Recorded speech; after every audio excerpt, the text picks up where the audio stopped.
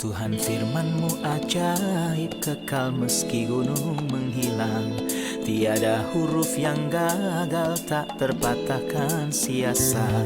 Hidup seperti-Mu ya Allah, lebih dari emas.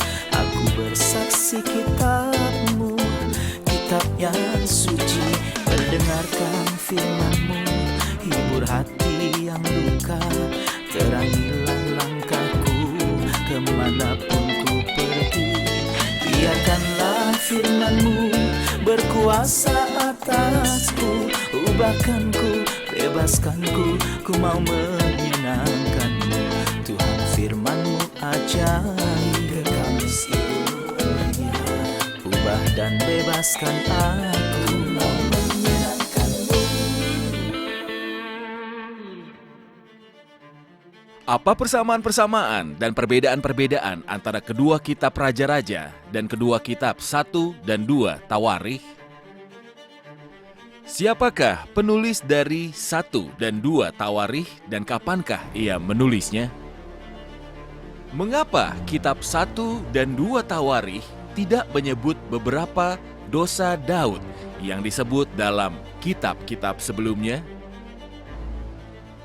Dan bebaskan aku, mau menyenangkan-Mu.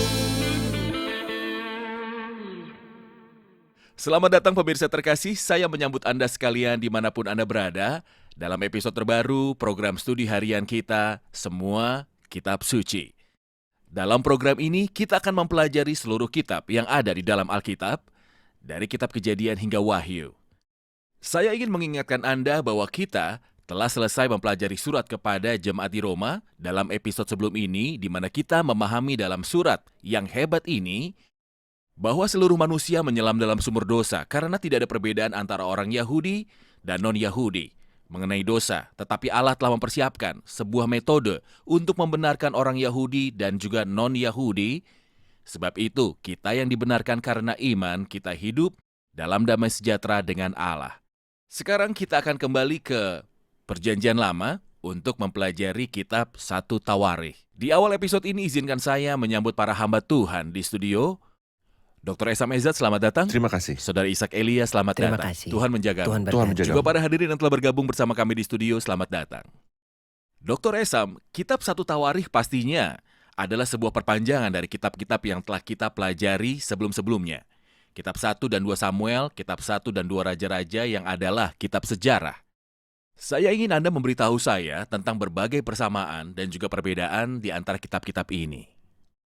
Persamaan bentuk umumnya bersifat sejarah. Bila kita mengamati bentuk umum ini, kita perhatikan bahwa kitab-kitab Tawarikh tampak seperti sebuah rangkuman dan pengulangan dari apa yang pernah dikatakan.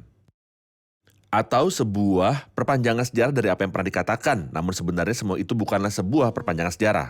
Ataupun rangkuman, bahkan jika semua itu berisikan sejarah dari semua raja yang disebutkan dalam kitab-kitab Samuel dan Raja-Raja, namun semua itu memandang hal-hal dari sebuah perspektif yang berbeda. Kitab-kitab Samuel dan Raja-Raja berbicara tentang sejarah manusia dan kitab sejarah. Apa yang manusia lakukan ketika ia dipercaya oleh Allah? Raja, imam, nabi dipercaya oleh Allah. Apa yang manusia akan lakukan dengan tanggung jawab yang Allah letakkan di tangannya? Dan walau kitab Tawarikh berbicara tentang manusia dan kebanyakan orang yang sama, namun itu tidak berbicara dari perspektif apa yang dapat manusia lakukan. Tapi setelah kegagalan manusia genap dalam kitab Raja-Raja.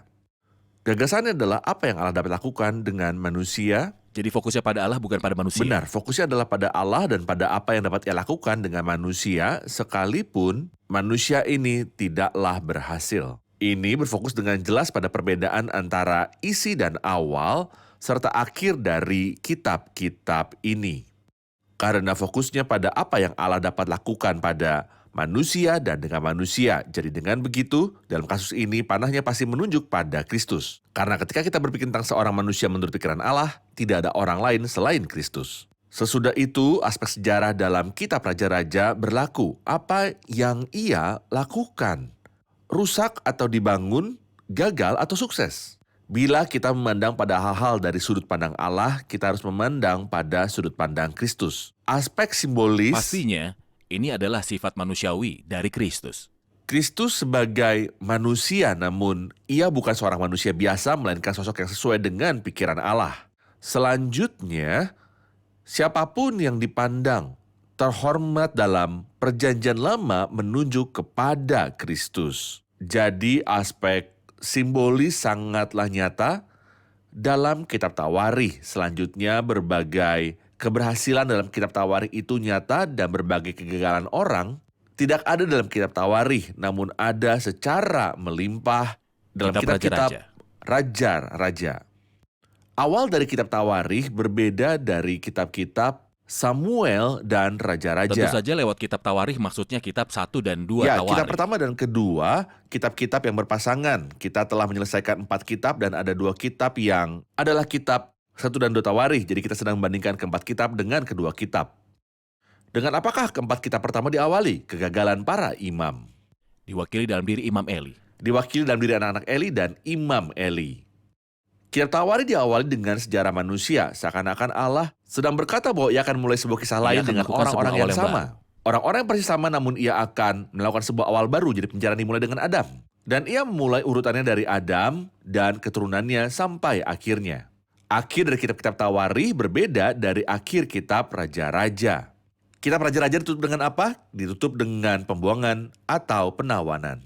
Kitab Tawarikh ditutup dengan kembalinya bangsa itu dari pembuangan. Kitab itu tidak ditutup dengan kegagalan, melainkan bahkan jika manusia gagal, Allah mempunyai sebuah solusi dan kasih karunia yang bertoleransi melihat manusia ini kembali lagi. Karena kitab Tawarikh berbicara tentang hal-hal menurut pikiran Allah. Kitab-kitab itu berbicara mengenai bait suci, tentang rumah Allah secara rinci dalam sejarah mereka. Karena kitab Raja-Raja berbicara tentang manusia, maka kitab itu berbicara tentang tahta dan pemerintahan. Serta apa yang Raja-Raja satu persatu lakukan saat Allah membuat mereka bertahta. Kitab-kitab itu berbicara tentang apa yang telah dilakukan Raja-Raja ini. Kitab-kitab Samuel dan Raja-Raja berbicara mengenai sejarah Raja-Raja secara berturut-turut. Dari aspek politik dan juga personal. Sementara kitab Tawarikh berbicara tentang sejarah Raja-Raja ini dari aspek religius, dari sudut pandang Allah. Itulah sebabnya kitab-kitab itu menyebut tentang kemelekatan mereka dengan rumah Allah, bait suci, dan juga tabut perjanjian. Semua ini adalah karakteristik dari kitab-kitab ini. Beberapa ide awal tentang permulaan, akhir, serta isi dari kitab-kitab ini. Saudara Ishak, kita akan rehat lalu saya akan mengajukan pertanyaan. Karena kitab 1 Tawarikh berbicara tentang Daud lagi, mengapakah kitab itu tidak menyebut beberapa dosa dari Daud yang disebut dalam kitab 1 dan 2 Samuel atau kitab 1 dan 2 Raja-Raja? Pemirsa terkasih, kami akan segera kembali setelah rehat. Ubahkanku, bebaskanku, ku mau menyenangkanmu. Tuhan firman-Mu ajaib, kekal seluruhnya. Ubah dan bebaskan aku, mau menyenangkanmu.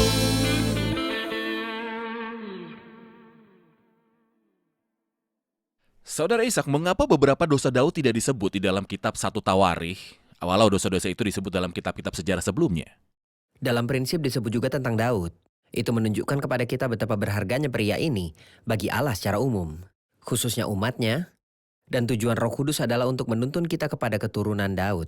Itu sebabnya ia menyebut Daud dan keturunannya, namun mengapa ia tidak menyebut dosa-dosanya? Karena seperti Anda tahu, kitab suci tidak cuma tentang pengulangan saja, tetapi seperti yang telah kita pahami sebelumnya bahwa Roh Kudus punya sebuah tujuan tertentu dari penulisan setiap kitab. Dan ketika sebuah kisah diulangi, Roh Kudus mempunyai sebuah tujuan yang berbeda dari penulisan yang sebelum-sebelumnya. Kitab Raja-Raja dan Samuel berbicara tentang Allah dan tanggung jawab manusia yang akan secara natural gagal di bawah tanggung jawab. Lalu mereka menyebut dosa Daud dalam kitab Samuel dan dalam kitab Raja-Raja. Tetapi dalam kitab Tawarikh, yang asalnya satu kitab bagi orang Yahudi seperti yang kita ketahui, kitab Tawarikh berbicara tentang kasih karunia Allah walaupun manusia gagal. Dalam kasih karunia Tuhan ini adalah hal yang besar. Ia tidak akan mengingat segala dosa dan kesalahan mereka lagi. Ia tidak mengabaikannya. Tidak mengabaikan, tapi mengampuni. Berdasarkan dua hal penting ini, Kristus yang kelak akan dipersembahkan dipandang cukup karena ia telah membiarkan dosa-dosa yang telah terjadi dahulu pada masa kesabarannya, Dosa-dosa yang telah terjadi seperti dulu. yang diajarkan oleh Kitab Roma kepada kita. Hal penting kedua yaitu pertobatan dan kembalinya orang itu. Dan ini adalah kabar yang hebat, saudara Ayat. Bagi kita semua yang tidak peduli dosa-dosa apa yang telah kita lakukan dalam hidup kita. Berdasar karya Kristus yang dipandang cukup dan pertobatan hati kita di hadapan Allah. Dan berpalingnya kita dari kejahatan, Allah siap untuk mempertimbangkan apa yang telah kita lakukan seakan-akan tidak pernah terjadi. Dan itulah kasih Kasih karunia karunia Allah. Allah. Kita akan mengambil pertanyaan dari hadirin. Kami ingin tahu siapa yang menjadi penulis kitab 1 Tawarikh dan kitab 2 Tawarikh.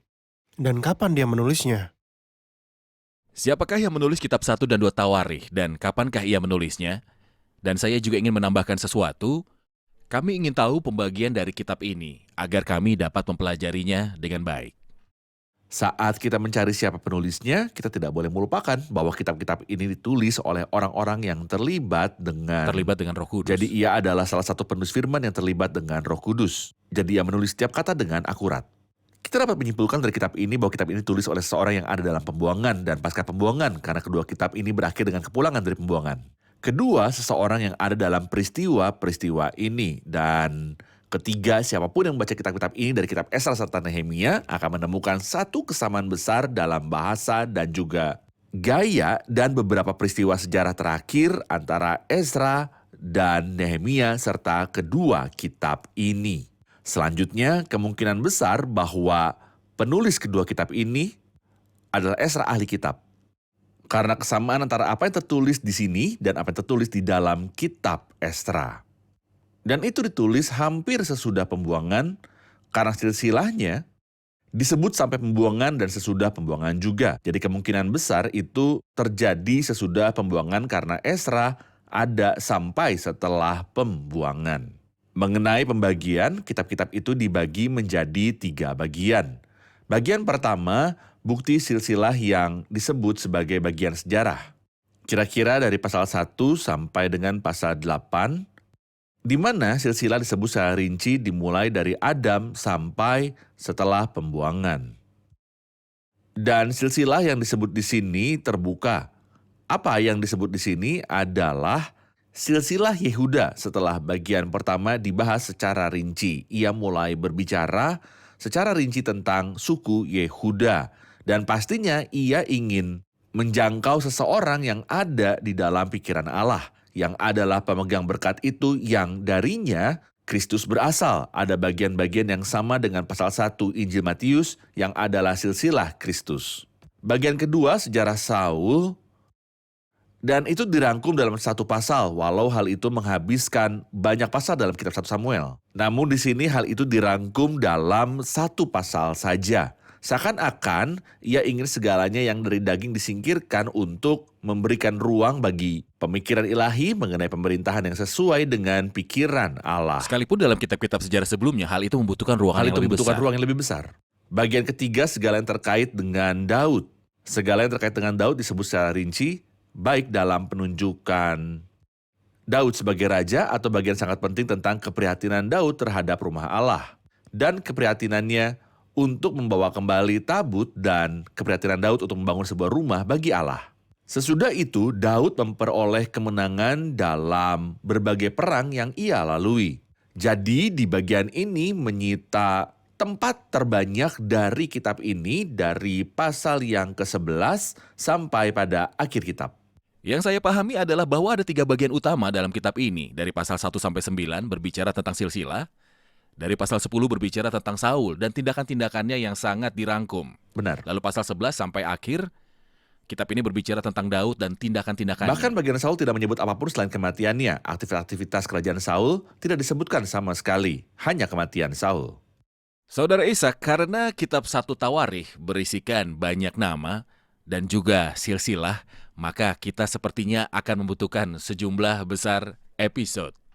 Pastinya. Jadi kita akan membahas 8 pasal dalam episode hari ini jika Tuhan berkenan, dan kita akan berhenti hanya pada beberapa hal yang menonjol dari pasal 8. Misalnya dalam pasal 1, urutan dimulai dari Adam sampai sesudah air bah atau sebelum air bah, lalu Sem, Ham, dan Yafet.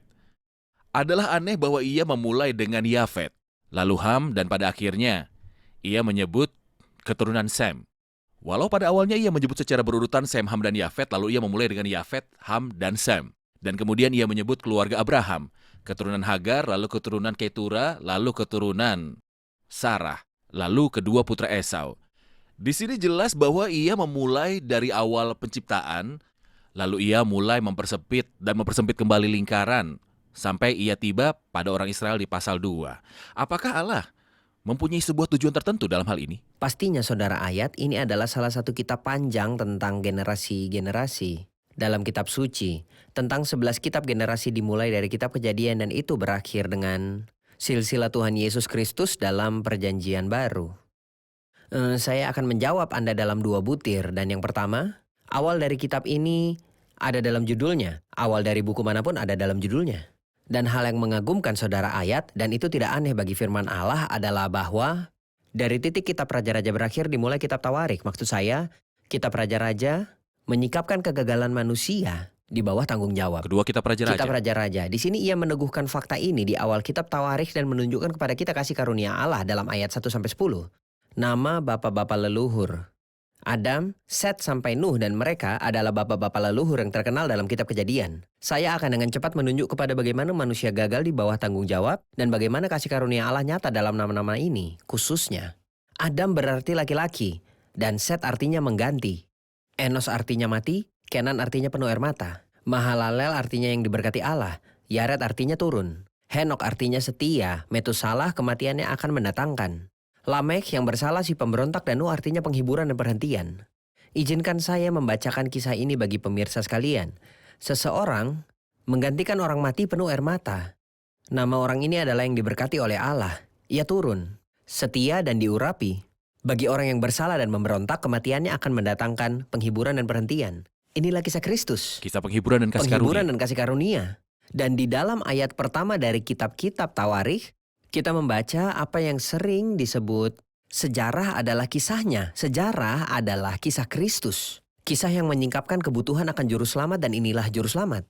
Poin kedua mempunyai jawaban langsung untuk pertanyaan Anda. Mengapa Roh Kudus, mengapa Allah penulis kitab ini setelah menyebut Sem, Ham, dan Yafet berfokus pada Sem saja. Dan mulai mempersempit lingkarannya hanya Abraham dan keturunannya karena ia ingin membawa kita pada Kristus, juru selamat. Itulah fokus Roh Kudus bukan hanya dalam kitab-kitab Tawarik tapi seluruh kitab suci. Ubahkanku, bebaskanku, ku mau menyenangkanmu. Tuhan firman-Mu ajaib, kekal seluruhnya. Ubah dan bebaskan aku, mau menyenangkanmu.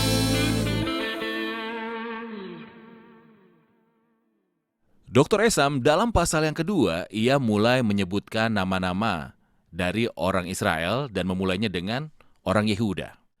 Pastinya Roh Kudus juga ingin memberitahu kita sesuatu. Benar. Saya ingin sebuah komentar tentang nama Yehuda pada awalnya dan ingin mengetahui beberapa nama yang cemerlang dan gelap dalam urutan orang Israel.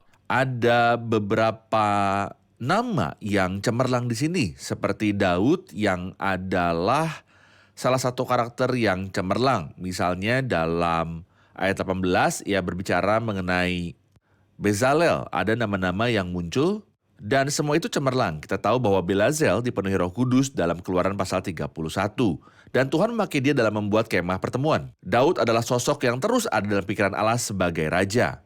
Ia adalah simbol terbesar tentang Kristus. Jadi ada karakter-karakter yang cemerlang, tetapi ada juga karakter-karakter yang gelap. Dari sejarah Yehuda, ia menyebut 2 putra Yehuda yang jahat. Achan anak Karmi dari keturunan Yehuda, dan kita tahu kisahnya dari kitab Yosua. Ada nama-nama yang cemerlang dan nama-nama yang gelap karena ia sedang membicarakan mengenai suatu keturunan. Di tengah keturunan ini ada nama-nama yang cemerlang dan nama-nama yang gelap. Namun mengapa ia memulai dengan Yehuda? Pertama, urutannya di sini bukanlah menurut kelahiran. Bukan, itu adalah sebuah urutan yang dikendalikan oleh otoritas Allah dan setiap kali keturunan Yakub disebut, ke-12 putranya jarang disebut dalam urutan kelahiran. Menurut tujuan narasi. Menurut tujuan narasi. Ia memulai di sini dengan Yehuda. Mengapa? Karena suku Yehuda adalah suku yang sangat penting. Dari suku inilah manusia yang sesuai dengan pikiran Allah akan datang. Ia tidak mulai dengan Ruben. Mengapa? Walau ia anak sulung. Walau Ruben adalah anak sulung, tetapi ia memulai di sini dengan sosok yang untuknya Allah menulis kitab ini pada dasarnya. Ia menulis kitab ini karena ia memiliki sesuatu di pikirannya. Sesungguhnya keturunan ini ada di seluruh kitab. Kita dapat memperhatikan keturunan yang panjang. Lalu ia tidak memasukkan mereka yang hidup menurut daging untuk melanjutkan keturunan ini yang dimulai dari Yehuda. Yehuda disebut dengan sangat rinci menurut silsilah yang terbanyak memakan ruang yang besar adalah Yehuda dan kaum-kaumnya. Tetapi lihatlah keindahan kasih karunia. Karena hak Daud didasarkan pada kasih karunia. Karena Daud adalah yang termuda dari saudara-saudaranya, bukan yang tertua. Hak Salomo juga didasari pada kasih karunia. Karena ia tidak sukses. Karena ia tidak sukses. Namun di tengah suku itu ia disebut sebagai seseorang yang tidak relevan.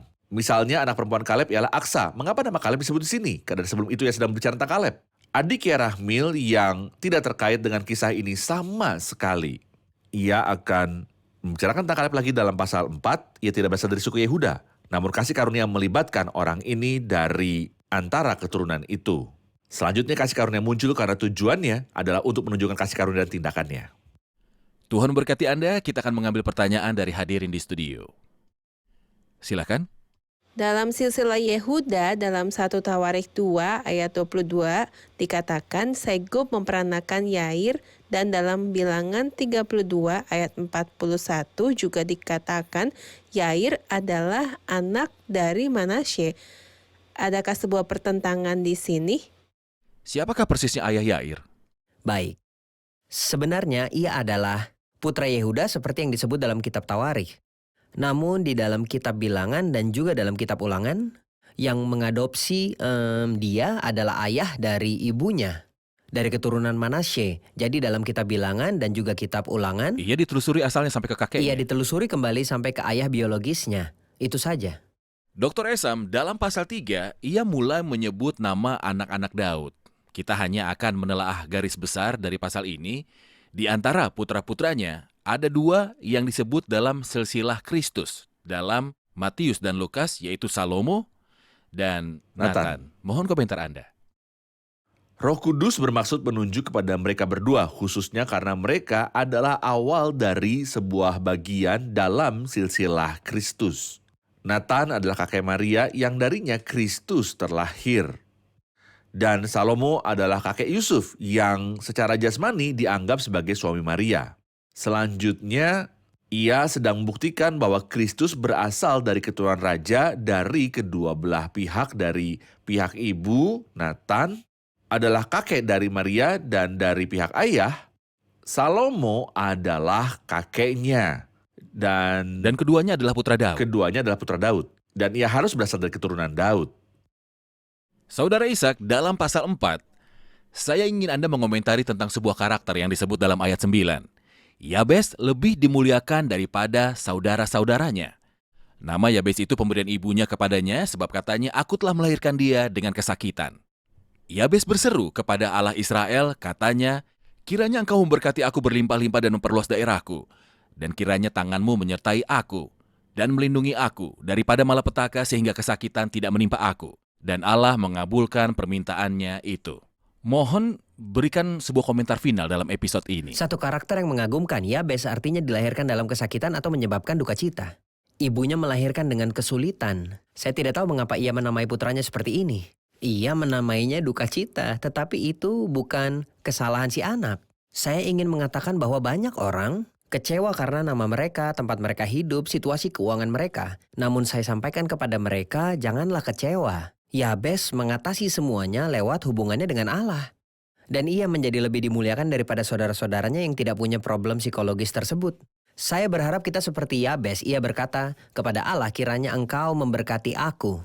Kita memang diberkati dalam Kristus, seharusnya kita juga ingin perluaslah daerahku, wawasan spiritualku dalam kitab suci dan pelayanan. Dan kiranya tanganmu menyertai aku. Berkenan akan apa yang aku lakukan. Lindungi aku dari malapetaka karena itu melelahkanku. Dan karena itu sesuai dengan kehendak Allah, Allah mengaruniakan ia kepadanya. mengaruniakannya kepada Yabes. Tuhan memberkati Anda, kita rangkum episode ini bersama hadirin. Apakah kesamaan-kesamaan dan perbedaan-perbedaan antara kitab 1 dan 2 Tawarikh dan kitab 1 dan 2 Samuel serta 1 dan 2 Raja-Raja? Kesamaannya semuanya adalah kitab-kitab sejarah. Dari pembicaraan pertama, kita mungkin memahami bahwa kitab Tawarikh adalah rangkuman atau pengulangan dari kitab Raja-Raja, tapi sebenarnya Tawarikh memberitahukan kisah itu dari sudut pandang yang lain. Kitab Raja-Raja memberitahu kita tentang manusia di bawah tanggung jawab dan mengakhirinya dengan kegagalan manusia yang tidak dapat berhasil dalam perbuatan-perbuatannya. Namun Tawarikh membicarakan tentang Allah dalam rencananya dalam hidup manusia yang tidak bergantung pada manusia maupun pada kegagalannya. Dan awal dalam kitab-kitab Samuel dan Raja-Raja adalah tentang keimamatan, namun awal dari Tawarikh adalah tentang keturunan dimulai dari Adam. Tawarikh berfokus pada bait suci, tetapi Raja-Raja berfokus pada tahta dan pemerintahan serta urutan Raja-Raja. Mengapa kitab 1 Tawarikh tidak menyebutkan beberapa dosa Daud yang disebut dalam kitab-kitab sejarah lainnya? Karakteristik kitab 1 Tawarikh adalah untuk menyebut kasih karunia Allah, bukan kegagalan manusia di hadapan tanggung jawab. Kita telah membaca dalam 2 Samuel bahwa Daud mengakui dosanya dan berkata di hadapan Nabi Nathan bahwa ia telah berdosa. Dan Nathan memberitahunya, Tuhan telah menjauhkan dosamu itu, engkau tidak akan mati. Tertulis bahwa jika kita mengakui dosa kita, maka ia adalah setia dan adil sehingga ia akan mengampuni segala dosa kita dan menyucikan kita dari segala kejahatan. Itulah kasih karunia Allah. Terima kasih, Tuhan memberkati. Tuhan memberkati Anda hamba-hamba Tuhan. Kita akan lanjutkan diskusi di episode berikutnya. Pemirsa terkasih, kita telah tahu bahwa kitab 1 Tawarikh berbicara tentang peristiwa-peristiwa yang berasal dari sudut pandang Allah. Dan Allah sedang memandang hal-hal lewat kasih karunia, seolah-olah kegagalan yang menyertai kerajaan. Di dalam kitab Raja-Raja, Allah ingin membangun sesuatu yang baru atas dasar kasih karunia-Nya. Dan ada juga sebuah karakter yang memberitahu kita bagaimana Allah mengubah kutuk menjadi berkat. Ketika seseorang dilahirkan dan ibunya menamainya Yabes karena ia memperanakannya dalam kesakitan. Dan bagaimana Allah campur tangan dalam hidup seseorang yang dilahirkan dalam kesakitan, serta menyebutnya anak kesakitan untuk memberkati dia, dan ia lebih dimuliakan daripada saudaranya. Itu mungkin sebuah pesan bagi Anda dan semua pemirsa untuk saya bahwa Allah dapat mengubah kepahitan dalam hidupmu menjadi berkat, menjadi hal yang sangat manis. Datanglah kepadanya dengan segala kesedihan dalam hidupmu, dan ia dapat melepaskanmu untuk menjadi bahagia dalam hidup yang baru hanya ketika Anda menerima Kristus sebagai juru selamat pribadi bagi hidupmu. Pemirsa terkasih, sampai jumpa di episode selanjutnya. Tuhan menyertai.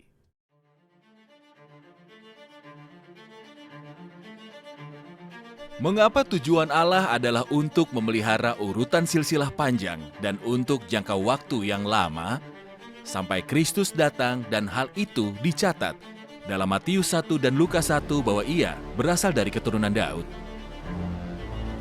Jika kitab 1 Tawarikh menelusuri kembali seluruh ras manusia sampai Adam, maka siapakah kepala dari keluarga kedua di dunia? Para imam dan orang Lewi dan para pelayan bait suci disebut dalam daftar silsilah. Apa yang kita ketahui tentang para pelayan bait suci? Apakah fakta-fakta besar yang penting yang dicatat dalam pasal-pasal pertama dalam kitab 1 Tawarikh dan tidak ada yang dikecualikan dari bumi?